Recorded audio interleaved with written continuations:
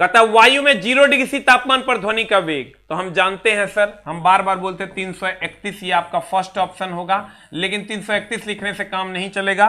331 metre पर second हमको लिखना होगा, मीटर पर सेकंड लिखना होगा, और ये आपका फर्स्ट ऑप्शन होगा। आई जब नहीं रहेगा तब 332 मीटर पर सेकंड आपका सेकंड ऑप्शन होगा। अब बताइए सर क्या हो जाएगा।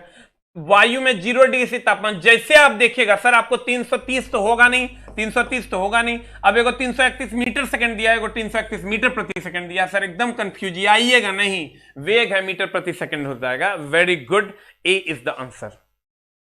सर जो लोग लेट से जुड़ते हैं, हाथ जोड़कर नम्र निवेदन है आपके लिए, बहुत मेहनत करके सर क्वेश्चंस लाते हैं, जरूर इसका आनंद उठाइए सर। ग्रुप डी में जितना मार्क्स का मैथ है उतना मार्क्स का सर आपका साइंस है।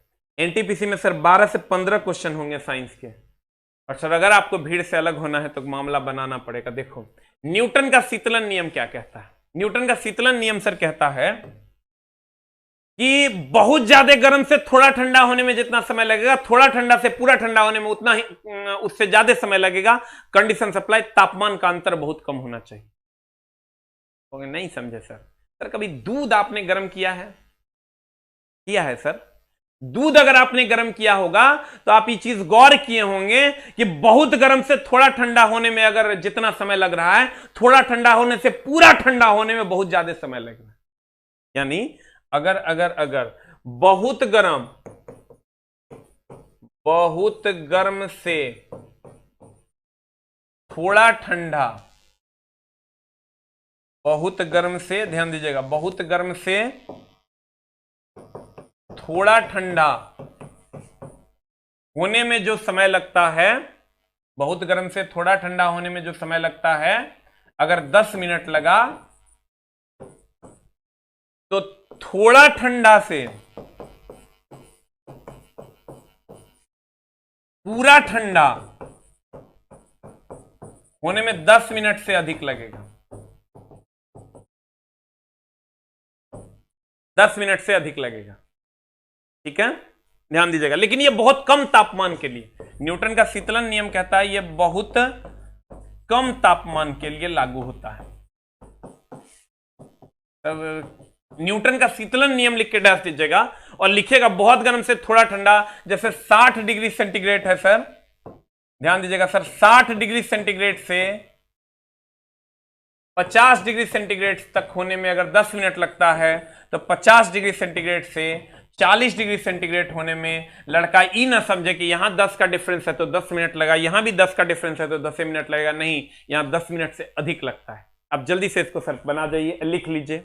यह न्यूटन का शीतलन नियम लिख के डाल दीजिएगा, और यह बहुत कम तापमान के लिए लागू होता है या बहुत कम तापांतर के लिए लागू होता है।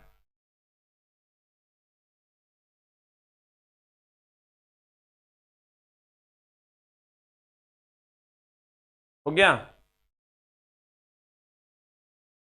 हो गया सर? बहुत कम या थोड़ा से थोड़ा ठंडा होने में 10 मिनट, थोड़ा ठंडा से पूरा ठंडा होने में 10 मिनट से अधिक, बहुत कम तापमान के लिए। सर 10th का बैच मैं कल में भी अनाउंस करूंगा। साइंस में खुद पढ़ा रहा हूं और मैथ मेरे गुरुजी पढ़ा रहे हैं, और एक मैम है वो संस्कृत पढ़ाएगी, एक सर हैं वो हिंदी पढ़ाएंगे, जो हिंदी वाले प्रणव सर हैं, और भी सारे अच्छे अच्छे टीचर जो एसएसटी में हैं वो best of the best faculty sir लगाएंगे। और 2 महीने के अंदर सर आपका कोर्स, जो भी आपके भाई लोग हैं उनसे हम कोशिश करेंगे कि जब तक जीवन में वो आगे बढ़े, तो मेरे फिजिक्स मेरे केमिस्ट्री के साथ वो आगे बढ़े, तो हमको भी खुशी होगी सर।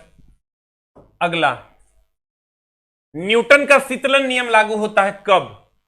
हम बोले ताप में अंतर बहुत ज्यादा ना हो तब। आई क्या कहता है इस नियम के अनुसार? बहुत अधिक गर्म से थोड़ा ठंडा होना। ये किताब का लैंग्वेज नहीं, मेरे किताब का लैंग्वेज है। किसी किताब में ऐसे नहीं लिखता है, हमारा किताब था, जैसे मन किया वैसे लिखे। न्यूटन क्या कहा उसको छोड़ो, बच्चा को क्या समझ में आएगा वही लिख दी, जगह से क्वेश्चन बनेगा।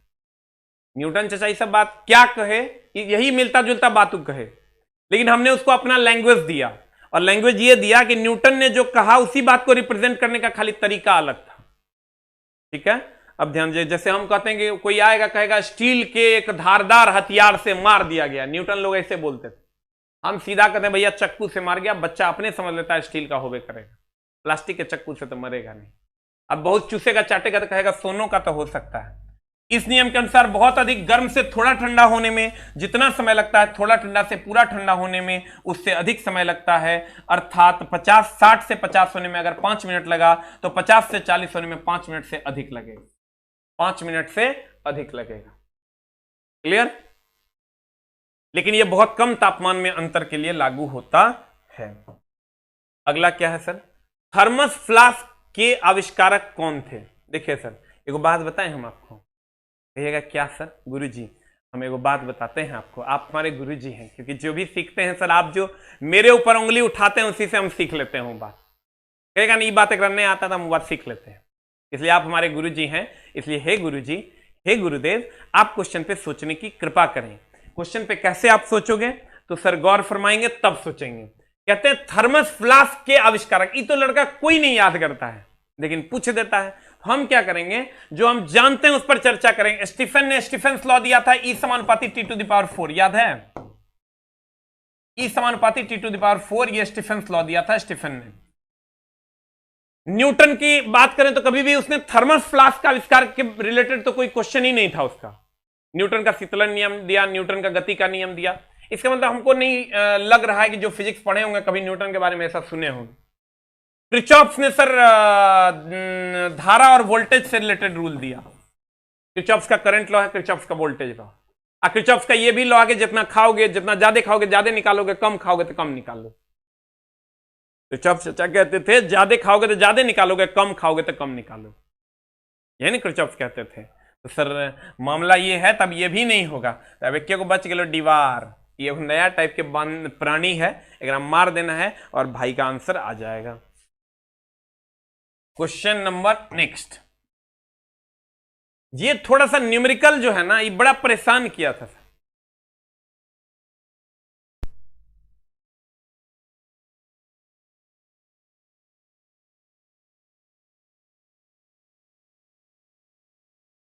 अब देखिए सर,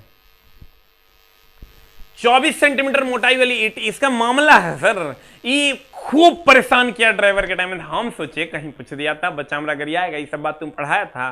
गुरुजी पढ़ा देते हैं। देखिए सर क्या है, फॉर्मूला है Q/T KA dθ/dx। फॉर्मूला है आपका, लिख लीजिएगा सर, इस फॉर्मूले को जरूर लिखिएगा सर। Q/T हम अपने बुक में भी दे दिए हैं सर, Q/T KA dθ/dx। बोले उसको मोबाइल लेके आएगा, 10 मिनट बोलिए वेट करेगा।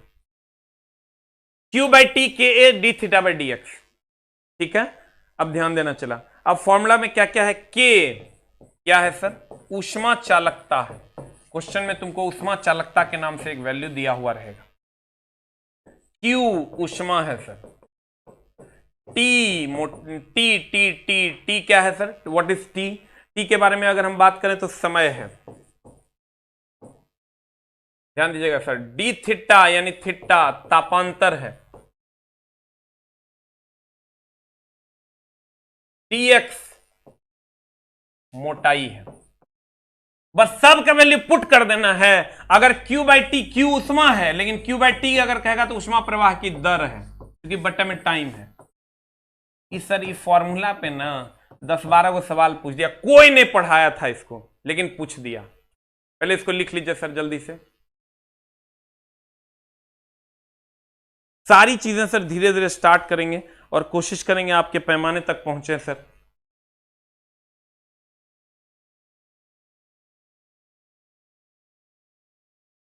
ध्यान दीजिएगा sir, Q/T KA dθ/dx। Sir जिन लोगों को डाउट है कुछ भी रिगार्डिंग, हम उसको बता देंगे। K ऊष्मा चालकता है, Q ऊष्मा है, T समय है, थीटा तापांतर है, dx मोटाई है, Q/T ऊष्मा प्रवाह की दर है। इसको सर लिख लीजिए, पहले लिख लिए, लिख लिए। अब देखिए सर क्वेश्चन में आइए। 24 सेंटीमीटर मोटा है, यानी x का मान आपका दे दिया है 24 सेंटीमीटर, तो पहले इसको मीटर में बदल लीजिए, 0.24 मीटर। ईंट की दीवार आंतरिक 25 डिग्री सी तापमान है, खाली उतना नहीं पढ़ना है, खाली वैल्यू यूज करो। 25 डिग्री सी तापमान हमेशा डिग्री सी में लेना, सतह में नहीं, लुक जाओ। 25 डिग्री सी और बाह्य सतह का तापमान 5 है, तो तापांतर कितना हो गया रे? तापांतर हो गया सर, ताप में अंतर है थीटा, बता कितना हो जाएगा? ये हो जाएगा 25 minus 5 is equal to 20। 25 minus 5 is equal to 20 degree C. अब कह रहा है दीवार के प्रति वर्ग मीटर के माध्यम से ऊष्मा में कमी की दर, ऊष्मा में कमी की दर यानी Q/T मांग रहा है। ऊष्मीय चालकता दे दिया है के का वैल्यू कितना दे दिया है सर? 0.15। ध्यान दीजिएगा सर, एकदम आराम से अब फॉर्मूला में पुट कीजिए, you will get the answer. बताइए आंसर क्या हो जाएगा?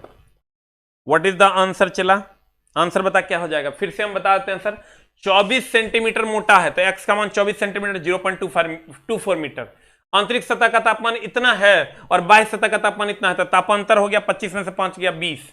दीवार के प्रति वर्ग मीटर के माध्यम से ऊष्मा में कमी की दर क्या होगी? तो सर ऊष्मा में कमी की दर Q/T मांग रहा है, K का मान 0.15 है, बस पुट कर दीजिए सर। यहाँ Q/T मांग रहा है तो चलिए उसको ऐसे ही छोड़ देते हैं, ये 0.15 है इंटू ए का मान कितना दिया हुआ है सर? ए क्षेत्रफल 24 सेंटीमीटर। देखिए सर क्षेत्रफल दिया हुआ है क्वेश्चन में, देखिए सर क्षेत्रफल दिया हुआ है। व्हाट इज द क्षेत्रफल? सर गौर से देखिए, क्षेत्रफल नहीं दिया हुआ लेकिन दिया हुआ है। क्वेश्चन कर रहा है दीवार प्रति वर्ग मीटर, तो प्रति वर्ग मीटर मतलब ए का मान हो गया 1 into D theta by D x. D theta कितना दिया? 20। अब बटा dx कितना दिया है? x 0.24। सॉल्व कर लीजिए, आंसर आ जाएगा। देखिए सर प्रति वर्ग मीटर कर दिया, k क्या है? ऊष्मा चालकता है, तो ऊष्मा चालकता दे दिया है तुमको 0.15, पुट कर दिया। यहां a का मान हो गया प्रति वर्ग मीटर यानी 1। D theta by D x की अगर हम बात करें, डी थीटा तापमान में अंतर है 20 और dx का मान 0.24 हो गया। You will get the answer. बता कितना आया answer? What is the answer? चला 18 का आंसर बता।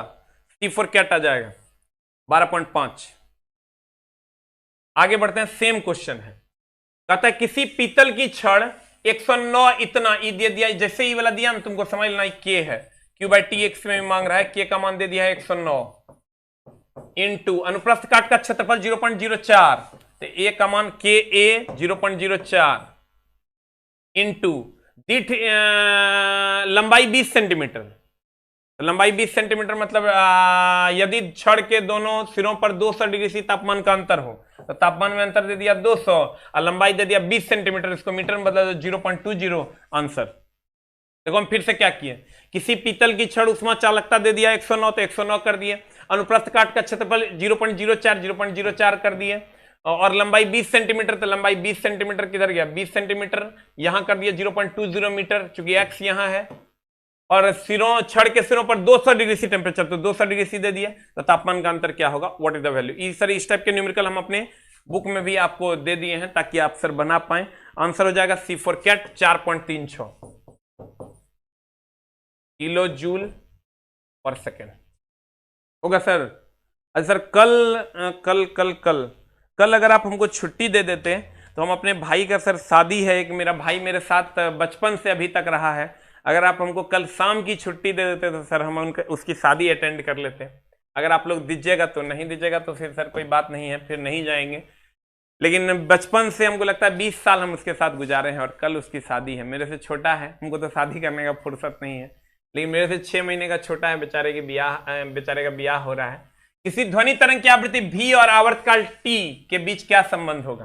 तो सर ये यहाँ v दे दिया है, खाली थोड़ा सा धोखा क्या दिया है, यहाँ v न्यू होना चाहिए था, न्यू या n। देखो आवृत्ति को जो है ना न्यू से, n से, f से, ये तीनों से डिनोट करते हैं, इसका प्रॉपर ध्यान रखना। यहाँ न्यू दे दिया है और यहाँ n दे दिया है, यही खाली डिफरेंस है क्वेश्चन में, तो इसलिए ज्यादा टेंशन नहीं लेना है। आवृत्ति न्यू n f तीनों होता है, यहाँ न्यू दिया है और यहाँ n दे दिया है, तो यह आंसर होगा n बराबर 1/t। सब जानते हैं आवृत्ति बराबर 1/आवर्तकाल। What is the answer?